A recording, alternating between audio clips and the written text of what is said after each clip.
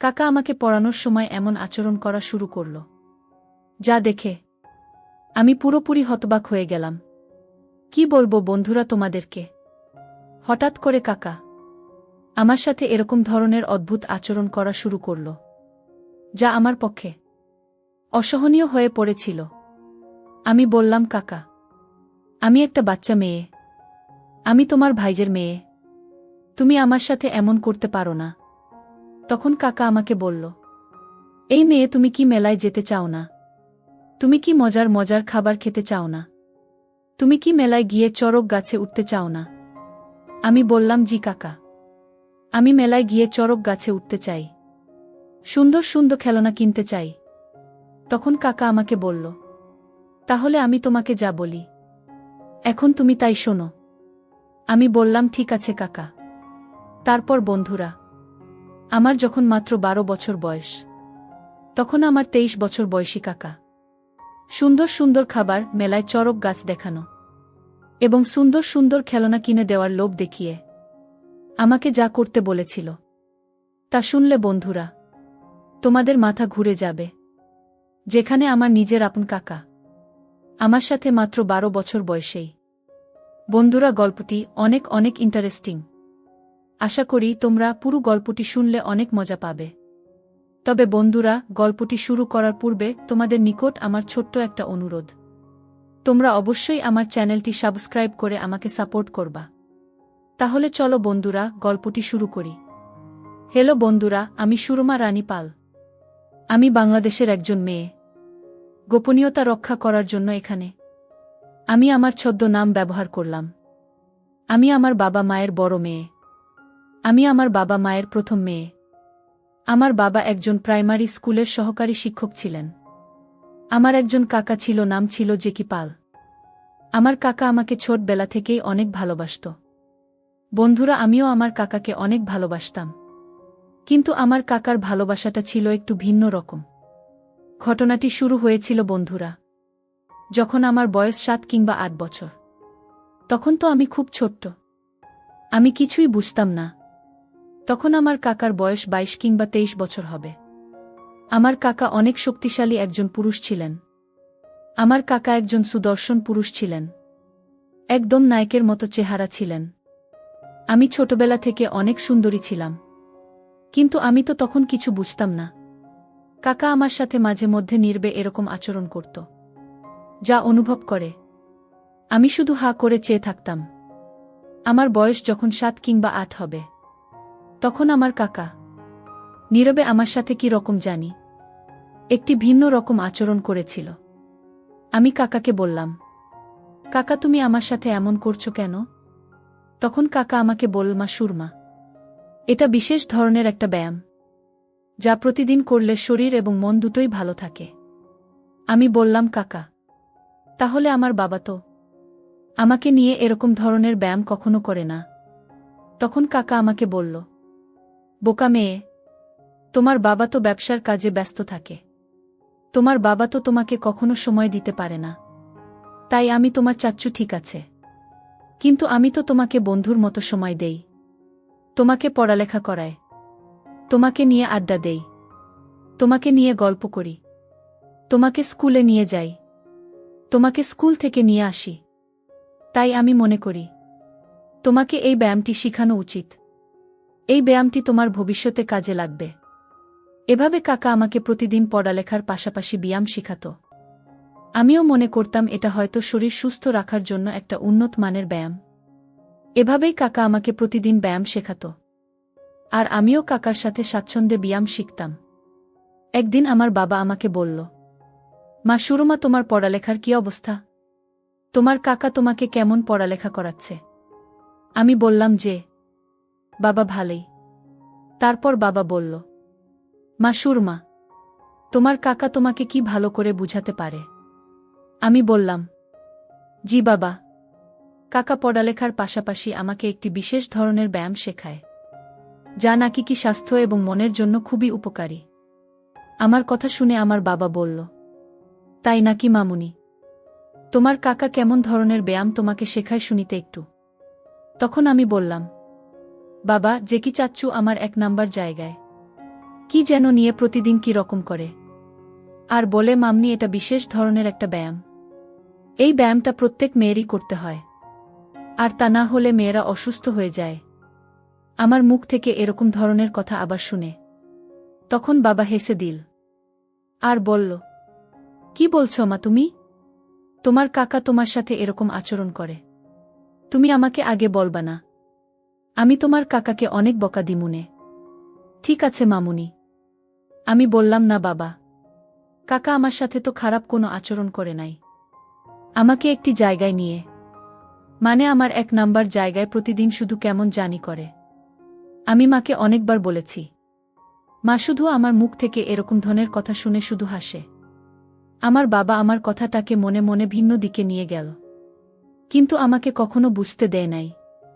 আমার বাবাও আমার কাকাকে অনেক বিশ্বাস করত, যার ফলে আমার বাবা আমার কথাটাকে তেমন বেশি গুরুত্ব দিত না। ছোট মানুষ ভেবে সবাই হেসে হেসে উড়িয়ে দিত। এভাবেই আমার শৈশবকাল চলছিল। বন্ধুরা, আমার যখন বয়স 12 কিংবা 13 হবে, একদিন আমার কাকা আমাকে বলল, মা, সুরমা, আমাদের গ্রামের উত্তর পাড়ায় একটি বড় মেলা বসেছে। চলো তুমি আর আমি মিলে মেলাতে যাই। সেখানে তোমাকে আমি অনেক খেলনা কিনে দিব, অনেক মজার মজার খাবার কিনে দিব। আমি বললাম, সত্যি কাকা? তখন কাকা বলল, জি বাবা, সত্যি। কাকা আমাকে মেলায় নিয়ে যাবে। এ কথা ভাবতেই আমি আনন্দ নেচে উঠলাম। আমি বললাম, কাকা, আমি কিন্তু মেলায় গিয়ে চড়ক গাছে উঠব। শুনেছি চড়ক গাছে উঠলে উপর থেকে গ্রামের দৃশ্যগুলো খুব সুন্দর দেখা যায়। তখন কাকা বলল, মা সুরমা, তুমি কোনো চিন্তা করো না, আমি তোমাকে নিয়ে একসাথে চরম গাছে উঠব, আরও অনেক কিছুই তোমাকে দেখাবো। আমি বললাম, সত্যিই কাকা? তুমি আমাকে অনেক কিছুই দেখাবে? তখন কাকা আমাকে বলল, হ্যাঁ রে মা, হে। আমি বললাম, কাকা, চলো তাহলে মেলায় যাই। তখন কাকা আমাকে বলল, মা সুরমা, আমি তোমাকে সব কিনে দিব, কিন্তু তার বিনিময়ে তোমাকে যে আমার সাথে একটি জায়গায় যেতে হবে। আমি বললাম, কোথায় কাকা? তখন কাকা আমাকে বলল, মা সুরমা, মেলায় যাওয়ার আগে তুমি আমার সাথে একটি জায়গায় যেতে হবে, আর তুমি যদি সেই জায়গায় যাও তাহলে আমি তোমাকে সব কিনে দিব। আমি বললাম, কাকা, এত ভনিতা করো না তো, কোথায় যেতে হবে আমাকে তাড়াতাড়ি বল। আমি বললাম, কাকা, আমি মেলায় যাব, আমার আর দেরি সহ্য হচ্ছে না। তখন কাকা আমাকে বলল, মা সুরমা, তোমার মা কোথায় গেছে? আমি বললাম, মা বলেছে মা নাকি মার্কেটে গিয়েছে কিছু কাপড় চোপড় কেনার জন্য, আর আমাকে বলে গিয়েছে তুমি তোমার কাকার সাথে পড়তে বসো। তাই আমি তোমার কাছে পড়তে আসলাম। কিন্তু পড়তে এসে আমার ভালোই হলো। আমাদের গ্রামের শেষ মাথায় যে মেলা হচ্ছে তা আমি জানতাম না। চলো না কাকু, আমাকে মেলায় নিয়ে চলো। তারপর কাকু আমাকে বলল, আমি তোমাকে মেলায় নিয়ে যাব, তা ঠিক আছে, তোমাকে সব কিছু আমি কিনে দিব, তাও ঠিক আছে, কিন্তু আজকে তো বাসায় কেউ নেই, তুমি আর আমি। মা সুরমা, আজকে আমি তোমাকে একটু অন্যরকম শিক্ষা দিব। আমি বললাম, কাকা, অন্যরকম শিক্ষা আবার কি? তখন কাকা আমাকে বলল, মা সুরমা, এসো না, তুমি আমার কাছে আসো, তাহলে তুমি বুঝবে অন্যরকম শিক্ষাটা কি। এসব কথা বলতে বলতে হঠাৎ করে কাকা মাথা গোড়ান দিয়ে পড়ে গেল। আমি তখন খুব কান্নাকাটি করছিলাম আর বললাম, কাকা, কি হয়েছে তোমার? তুমি পড়ে গিয়েছ কেন? কাকা তখন কোনো কথা বলছিল না। আমি গায়ের সমস্ত শক্তি দিয়ে কাকাকে উঠে বসানোর চেষ্টা করেছিলাম, কিন্তু কিছুক্ষণ পরেই কাকা আমার সাথে এমন আচরণ করল যা দেখে আমি পুরোপুরি হতবাক হয়ে গেলাম। কি বলবো বন্ধুরা তোমাদেরকে, হঠাৎ করে কাকা আমার সাথে এরকম ধরনের অদ্ভুত আচরণ করা শুরু করল, যা আমার পক্ষে অসহনীয় হয়ে পড়েছিল। আমি বললাম, কাকা, আমি একটা বাচ্চা মেয়ে, আমি তোমার ভাইজের মেয়ে, তুমি আমার সাথে এমন করতে পারো না। তখন কাকা আমাকে বলল, এই মেয়ে, তুমি কি মেলায় যেতে চাও না? তুমি কি মজার মজার খাবার খেতে চাও না? তুমি কি মেলায় গিয়ে চড়ক গাছে উঠতে চাও না? আমি বললাম, জি কাকা। আমি মেলায় গিয়ে চড়ক গাছে উঠতে চাই। সুন্দর সুন্দর খেলনা কিনতে চাই। তখন কাকা আমাকে বলল, তাহলে আমি তোমাকে যা বলি এখন তুমি তাই শোনো। আমি বললাম, ঠিক আছে কাকা।